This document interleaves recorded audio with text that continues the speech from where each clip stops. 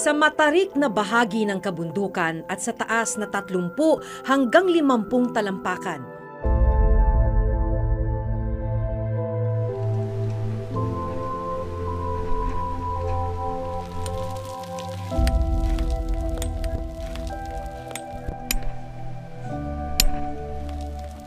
Walang takot silang umaakyat para magtibag ng bato. Buwis buhay para sa batong bubuhay sa kanilang mga pamilya.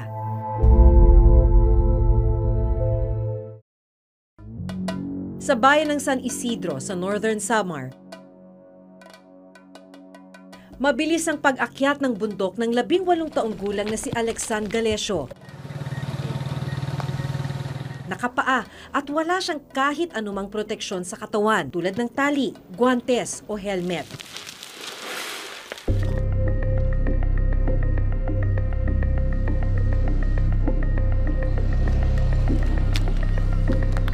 Mahigit 1 taon pa lang niyang ginagawa ang pagtitibag ng bato, pero parang bihasa na siya. Kailangan daw niyang gawin ito para makatulong sa lola niyang nagpalaki sa kanya. Dahil sa hirap ng buhay, tumigil na sa pag-aaral si Alexan. Walang pera. Gusto kong umahay kasi dahil walang pamasahe. Habang binabaybay mo ang highway dito sa bayan ng San Isidro, kapansin-pansin itong mga sako na nakatambak dito sa gilid ng highway. Itong mga sakong to, ang laman ay mga pinitpit na bato. Dahil ang pagtitik-tik ng bato ay nagsisilbi na rin kabuhayan ng marami sa mga residente dito. Ang mga naiipon nilang graba, binibili ng mga construction company. Ginagamit ang graba sa pagtatayo ng mga bahay, gusali at maging mga tulay at kalsada. Maghapon, nakaka-30 sako. Oo. Mahirap naman. Masakit sa kamay. Yung braso mo pa. At pag-uupo. Yung balakang. Sakit. Pag hindi ka sanay. Nakakatakot rin. Dahil baka matalsikan yung mata.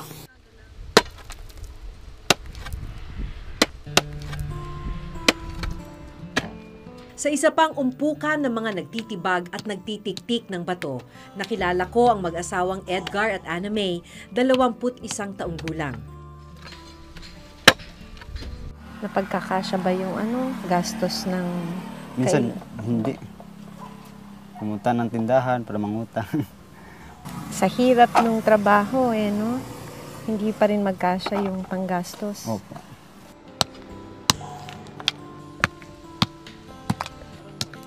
Bakit ka tumutulong dito? Para maano yung gastusin sa bahay. Kasi mahirap kasi pag isa lang yung gumagawa. Kasama nila sa trabaho ang mahigit 1 taong gulang nilang anak. Ang bata, mistulang naging palaruan ang tibagan ng bato. Maselan din ang kalagayan ngayon ni Anna May dahil 4 na buwan na siyang buntis. Nag-aalala ka, So, yun nga niaalala ko, mami, paano? Yung panganganak. Oo po. Yung inaalala ko. Kasi walang para sa kanya. Pambayad? Opo. Aabot ng halos 1 linggo para makaipon ng 26 na sako nitong mga tiniktik na bato. Dun sa 26 na sako na yon, bibilhin sa kanila ng 500 pesos. Pero ang neto lamang nila ay 450 dahil kailangan pa nilang magbayad ng 50 pesos dun sa may-ari ng lupa. Nagsimula pa raw sa kanilang mga lolo ang pagpipitpit ng bato dito sa bayan nila. Kaya ito na rin ang kinamulatan nilang hanap buhay. Pero kung sila ang papipiliin, ayaw nilang ito ang maging hanap buhay ng kanilang mga anak. Ayaw mo siya magtik-tik. Ayaw. Anong gusto mo sana? Gusto ko lang sana makatapos siya, silang trabaho, magandang trabaho. Sa buong Region 4, ang lalawigan ng Rizal ang may pinakamaraming quarry site na pinagkukunan ng bato. Kilala naman ang bayan ng Rodriguez bilang quarry town ng Rizal. Sa 14 na small-scale quarry permit holder sa Rizal, 10 ang nasa Rodriguez. Araw ng Sabado, paakyat ng bundok sa Sitio S. Rodriguez Rizal ang 34 na taong gulang na si Ronaldo Manlapas.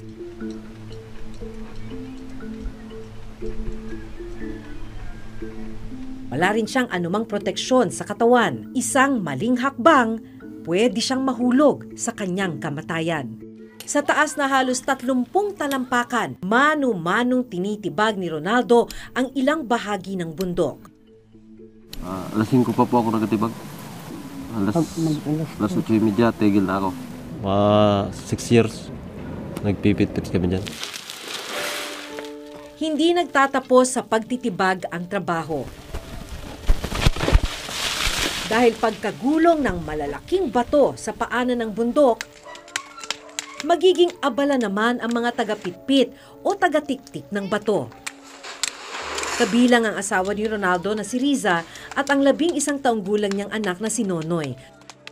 Minsan tumutulong pag tapos na ako maglaba.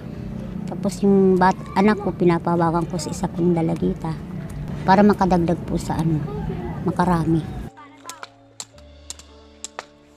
Pinapatulong-tulong ko para medyo mabilis-bilis kagawa. Dahil sa hirap ng buhay, napilitang tumigil muna sa pag-aaral si Nonoy. Kinder lang ang inabot niya. Sumusugat po. Nagpipit-pit po ako, natatamaan ako sa kamay. Bakit ka nagpapatuloy magpipit kahit masakit? Para lang po makatulong kan mama, saka kan papa. Siyempre, minsan nalulungkot. Minsan umiiyak kasi nga napapagod din po siya. Ang ginagawa ko po, pag humingi sa akin todo bigay na lang pa ako para maano lang siya, malibang sa pagkain. Sa ibang bahagi ng bundok, makikita ang iba pang residenteng umaakyat at nagtitibag ng bato. Pag tag-ulan doon, di kami lumalapit doon kasi nag-landslide po yan eh. Nagalaglagan yung mga bato. Marami po namatay dyan. Natabunan doon sa nagbar doon yung bato. Malaking bato na tumabon sa kanila. Sa kabila ng naranasang panganib, nagpapatuloy pa rin sa ganitong trabaho si Ronaldo. Kahit delikado, nagtatrabaho pa rin. Kasi para sa mga bata, pangkain lang. Dahil Sabado at walang pasok, karamihan ng mga naabutan naming taga-pitpit ng bato, mga batang anak din ng mga taga-tibag ng bato. Para po pambaon ko po, tsaka po bibigay ko po kay mama yung matitira po. Bakit di ka na lang maglaro o ano? Hindi naman po ako magkakapera doon sa laro. Magkakasugat lang ako doon. Sa isang araw, hindi bababa sa 5 truck ang nagkakarga sa Sitio S. Pero nitong mga nakaraang linggo, matumal daw ang kita. Pag walang karga, walang bigas, mahirap hanap ng pangbigas dito. Ang mga naipong graba ni na Ronaldo, 2 linggo nang nakatenga. Minsan isa, minsan wala eh. Kaya natambak yung materialis ko doon dahil wala naghila ngayon eh. Minsan pag wala kaming nangungutang na lang po kami. Pag nakargahan po kami, saka po kami nakabayad. Nitong Lunes, maswerte si Ronaldo dahil sa wakas may bibili ng mga graba. 69! Matapos sukati ng ahente o middleman, binayaran si Ronaldo ng mahigit 4,600 piso para sa 70 sako ng graba. Katumbas nito, nasa 300 pesos sa kada araw na pagtatrabaho nila sa loob ng 2 linggo. Tama-tama na po pagbili ng budget din. May isang linggo talaga na walang kita kasi pag walang pumasok, wala talaga income. Pagpatak ng alas 12 ng tanghali, magpapalit lang ng uniforme si Aaron. At diretso na sa quarry. Tinutulungan ko po papa ko eh. Hindi po nauubos kasi kailangan po maubos yung pitpitin bago umuwi. Malaki po makukuha ang pera.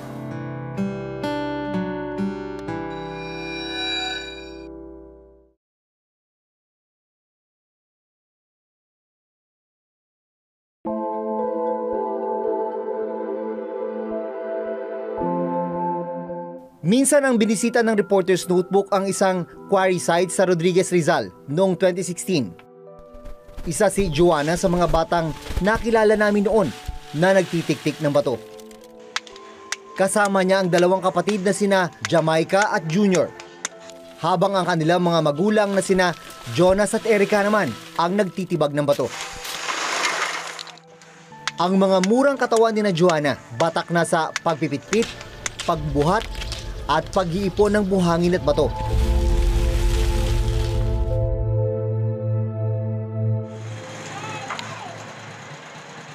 Makalipas ang 3 taon, binalikan namin si Joanna. Huminto na siya sa pagtitik-tik ng bato. Nakagraduate na rin siya sa elementarya. Madalas school na po eh. Ang dami pong habulling activity. Kasi nga daw po, di ba may batas ka na bawal ka daw yung bata magtrabaho. Siyempre daw po, natakot lang din sila mama. Kasi di naman po nila kami inutusan eh. Kusa lang naman po kami umutulong eh.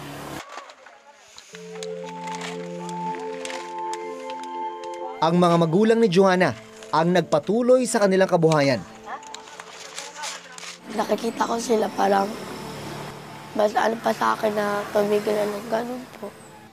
Yun nga po kasi siyempre po, parang pag tumigil naman ako, isipin ko naman, sinayang ko lang yung pinagtrabaho nila mama. Ganun po. Okay, yung parenting. Second, what about yung parenting? Ano ba yung gusto mong maging paglaki mo? Maging chef po. Ganun din po, para sa mga kapatid ko, makatapos. Sa mga magulang ko naman po. Pagkatapos po namin magkakapatid, huwag sila magtrabaho para hindi sila nahihirapan.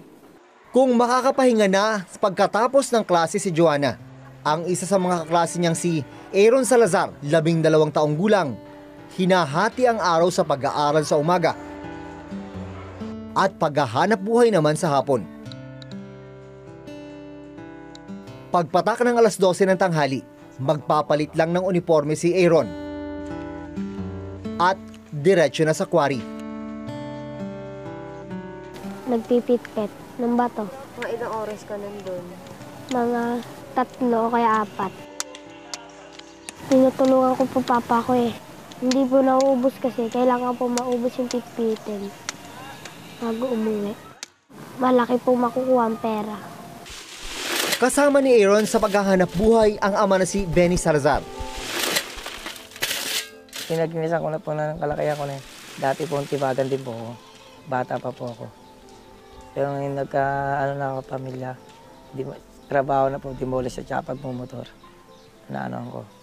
Pag wala pong work din sa dalawa na yun, diyan po ako sa tibagan. Hindi rin kaila kay Benny na may nakaambang panganib sa pitpitan. Hindi namin alam kung guguho ba o hindi. Siyempre hindi namin in-expect na tuwing uulan. Siyempre panahon nagbabago rin na hindi naman po habang buhay matibay po yung bato na yan eh. Nagkakrak din po kasi yan eh. Lalo pag nasisipsipan ng tubig. Ingat lang po talaga. Ganun po talaga. Ayaw po hanap buhay po namin dyan. Siyempre, pag kami na-disgrasya po doon, paano na rin po kami? Kahit mga palto sa kamay ang inaabot ni Aaron sa 6 na oras na pagpipitpit ng mga bato, baliwala ito dahil sa kagustuhang makatulong sa pamilya. Paltos po. Mga may sugat-sugat po dito. Masakit po yung likod. Sabi ko po sa papa ko, magpipit-pit po ako. Para po may pang, pamasahe papuntang school. Minsan po 40 o kaya 30. Tinatayang nasa 2.1 milyon ang mga kabataang nasa edad 5 hanggang 17 ang maituturing na child laborer sa bansa. Karamihan sa kanila ay nasasadlak sa tinatawag na hazardous labor, gaya ng trabaho sa tibagan. So malaki ang implication nun. Yung pagtatrabaho sa mining at quarrying ay considered as worst form of child labor. So merong tayong tinatawag na ILO Convention 182 o yung worst form of child labor na sinasabi natin na anumang trabaho na nakakaapekto, na mapanganib sa bata, na aapektuhan ng kanilang kalusugan at kanilang paglaki, ang well-being ng mga bata, iyon ay mako-consider na worst form of child labor. At ganun nga ang nagiging epekto ng pagtatrabaho sa minahan at quarrying sites sa mga bata.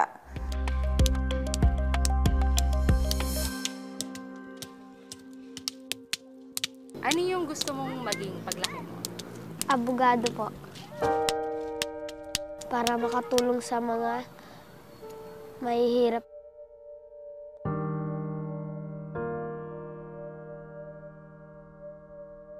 Si mama po, tsaka si papa. Lagi nila po akong pinapapasok. Kasi po, gusto nila po akong makakatapos ng pag-aaral.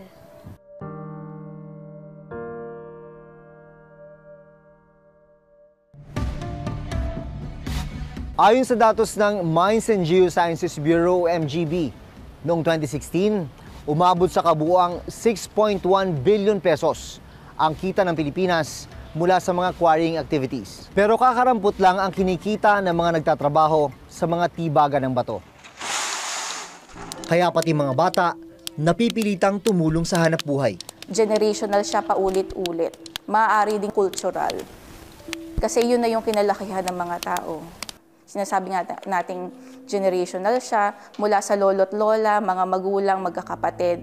Parang normal na lang na gawain. Kabilang sa tinatawag na informal sector ang mga nagtatrabaho sa tibagan. Lahat sila walang permanenteng kita. Yung poverty na dinaranas nila sa ngayon ay patuloy at magpapatuloy hanggang sa susunod na mga henerasyon. Dahil nga, informal yung sector. Pag sinabi natin informal, hindi siya nare-regulate ng existing na mga batas natin.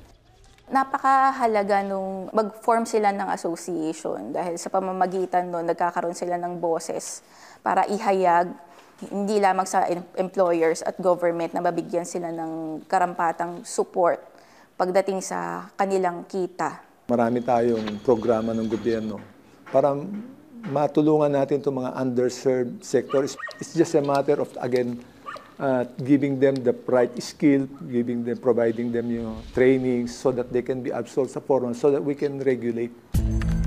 Ang mga magulang ni Nonoy at Aaron na nakilala namin sa Rizal at maging sina Edgar at Ana May na nakilala namin sa Northern Samar. Pare-parehong hindi nakatapos ng pag-aaral, kaya hindi makakuha ng trabahong may permanente o mas mataas na kita. Ayon mismo sa isang pag-aaral ng World Bank, mahalagang mag-invest sa edukasyon ang pamahalaan nang sa gayon ang mga gaya ni na Nonoy at Joanna makapagpatuloy ng pag-aaral at tuluyang makaahon sa kahirapan.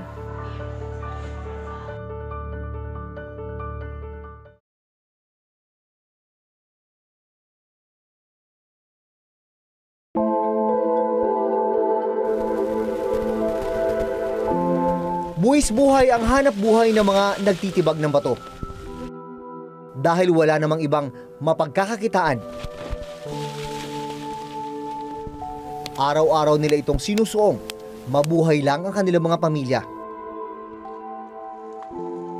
At pati mga minor de edad, napipilitang magbanat ng buto.